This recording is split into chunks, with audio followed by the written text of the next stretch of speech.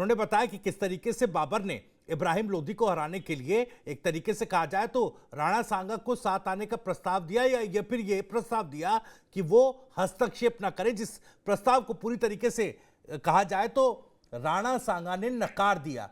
अब जो जो हिस्टोरियन, जो इतिहासकार जो बता रहे हैं, और तमाम ऐसे जो दस्तावेज हैं, ऐतिहासिक जो दस्तावेज हैं, चाहे अलग अलग किताबों का जिक्र कर लिया जाए, स्टैनली लेन पूल की जो एक किताब है medieval India under Mohammedan rule, उसमें भी बताया गया कि राणा सांगा एक महान हिंदू योद्धा थे जिनका लक्ष्य था कि भाई दिल्ली और आगरा में इस्लामिक प्रभुत्व को चुनौती दी जाए।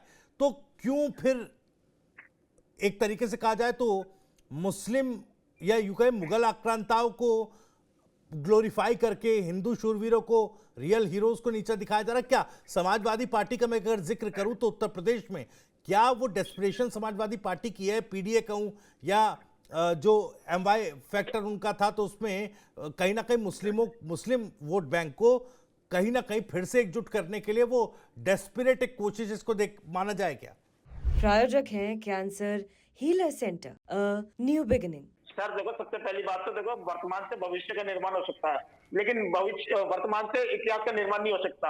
इतिहास में क्या हुआ क्या नहीं हुआ, ये हमें इस चीज का ध्यान रखना चाहिए कि उस समय की परिस्थिति क्या नहीं थी हमें नहीं मालूम है, लेकिन उस समय के जिन्होंने इतिहास रचा उन्होंने क्या चीज देख करके इतिहास बढ़ाया, क्या लिखा, वो हम चीज को हमें नहीं मालूम है। लेकिन उस समय की परिस्थिति जिस प्रकार की है तो उसी हिसाब से इतिहास लिखा गया, और क्या हुआ क्या नहीं हुआ इन चीजों को भी ध्यान में रखना चाहिए। लेकिन जिस प्रकार की राजनीति जो चल रही है वोट बैंक को लेकर के, तो इस प्रकार की राजनीति देश में नहीं होनी चाहिए। समाजवादी, मैं तो खासकर अभी भी आपके सामने बोला था मैंने, समाजवादी पार्टी को या कांग्रेस को या अन्य और भी जो भी विपक्षी दल है उन सभी दलों को खास करके आज के तारीख में इतना ध्यान रखना चाहिए कि भारतीय जनता पार्टी किस तरीके की राजनीति कर रही है, किस तरीके की राजनीति नहीं कर रही है। उनको बैठे बिठाए मौका देने की आवश्यकता नहीं है। अब अगर इन्होंने मौका दिया है तो इस चीज का उनको असर झेलना पड़ेगा। निमिषा जी कुछ कहना चाह रही थी। निमिषा जी 10 सेकंड आपके पास।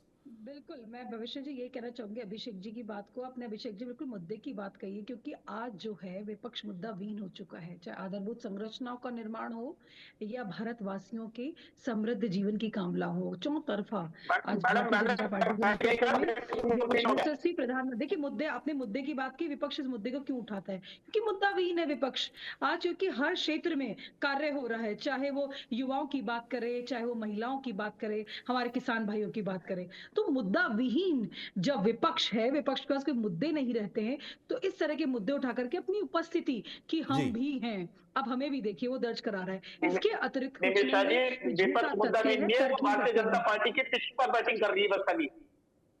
देखिए अभिषेक जी, मैं भारतीय जनता पार्टी हर रोज एक ही चीज के ऊपर चर्चा करती है, इसके अलावा दूसरी कोई चर्चा है ही नहीं उनके पास। देखिए अभिषेक जी, विचलित है विपक्ष, क्योंकि भारत तेजी से विकास कर रहा है। विकसित भारत की जो संकल्पना हमारे यशस्वी प्रधानमंत्री नरेंद्र मोदी जी ने की है, उस भारत की संकल्पना 140 करोड़ देशवासी सभी भाग ले रहे हैं। तो जल्दी से नितिन जी कुछ कहना चाह रहे हैं। नितिन जी, विचलित है क्या विपक्ष? और आपके जो सहयोगी हैं, आपके जो सहयोगी रहे, वो डेस्परेट हो गए क्या? किसी को पीड़ा हुई?